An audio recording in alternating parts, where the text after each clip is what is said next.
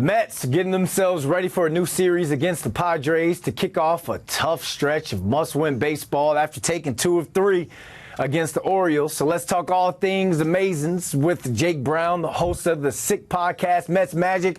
And we bring you on after the Magic, Jake. Monday, they won off of a Alvarez walk-off homer. Wednesday, they went off of Jesse Winker's walk-off home run. They took 2 of 3 games in that Orioles series. So what grade are you giving the Mets that series and why? Go. I guess I give him a B plus. You know, it's a sweet would have been an A. 2 incredible wins. Just like you said, Magic was there, and they needed it. You know, after not sweeping the Marlins in a game they should have won Sunday, after losing a series to the A's, they had to rebound nicely, and they did just that. And, you know, it had playoff vibes at Citi Field. And when you looked in the crowd, field level packed. And, again, they weren't sellouts, but they were good crowds, lively crowds. And this team has the aura, the feel, the buzz of a team that has a shot for October. And if they were to get to October, who knows what can happen? So I think beating a first-place team, well, now not in first place, the Orioles, and getting 2 walk-off homer wins, one with Jesse Winker, the pimp job, Monday the pimp job, and, you know, rightfully so. This is a Mets team that's been frustrated. They've been traveling left and right. They've had ridiculous West Coast trips, and I think it's just banded these brothers together. So I think you saw that excitement and that exuberance of Jesse Winker. I mean, the guy's been waiting for a home run in a Mets uniform, and to get it in a pinch hit in walk-off fashion to win a series, to send the Mets off to this huge West Coast trip, it all boiled together to an excited team that's ready to keep it rolling. That's that Mets magic we keep talking about. So break down the Padres series that starts tonight, 9:40 p.m. if you stay up late. Is there pressure on the Mets to win this series as well?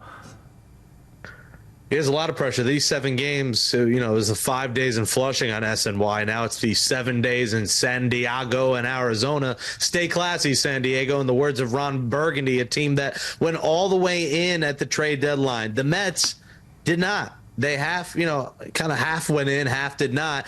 Mets didn't give up a lot. The Padres every year, and they did it again, said, hey, we'll trade our top prospects if it means we're going to go all in for a championship.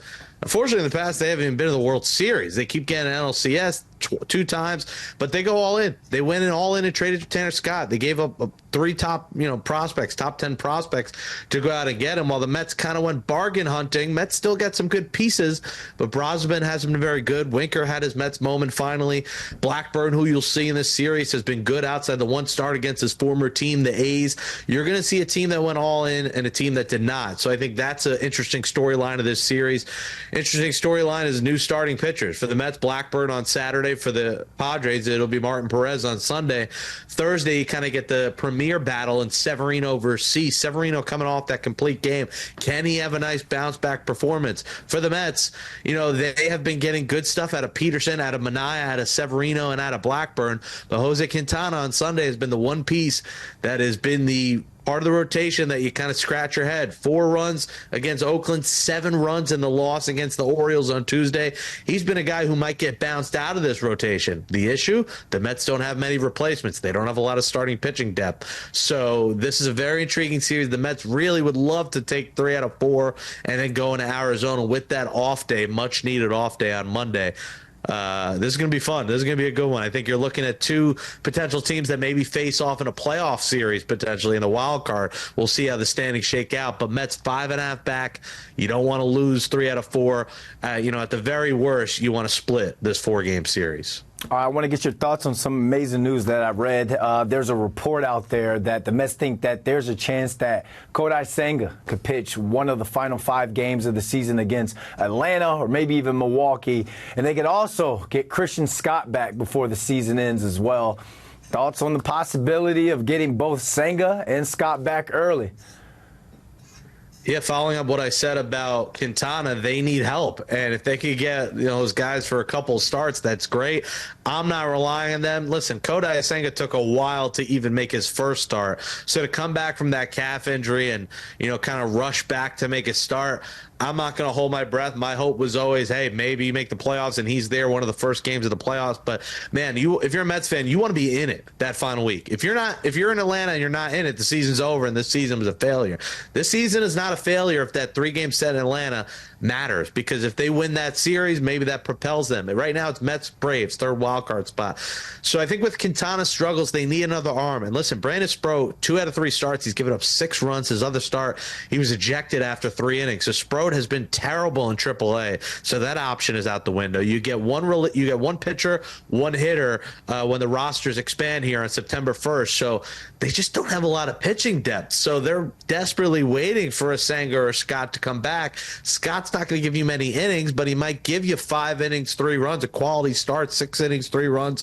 So I think Senga's more important, but just having some kind of starting pitching help. Because Daniel Nunez is another guy who should be back over this weekend series against the Padres. Daniel Nunez comes back. Maybe you finally explore that option that they haven't wanted to do, and that's moving the electric Jose Budo out of the bullpen. I know that's tough with how good he's been there, but moving him into that rotation, stretching him out, and having him replace Quintana for the short term until they maybe get that Senga and Scott back at the last week. All right, Jake, tell the people they can find you, my man. New episode just dropped right before we recorded this of the Sick Podcast, Mets Magic. Me and my buddy Mark Luino of the Mets Stuff Podcast, Giraffe Neck Mark. Check out that new episode. And again, subscribe to my YouTube and follow me on TikTok and Instagram at Jake Brown Radio.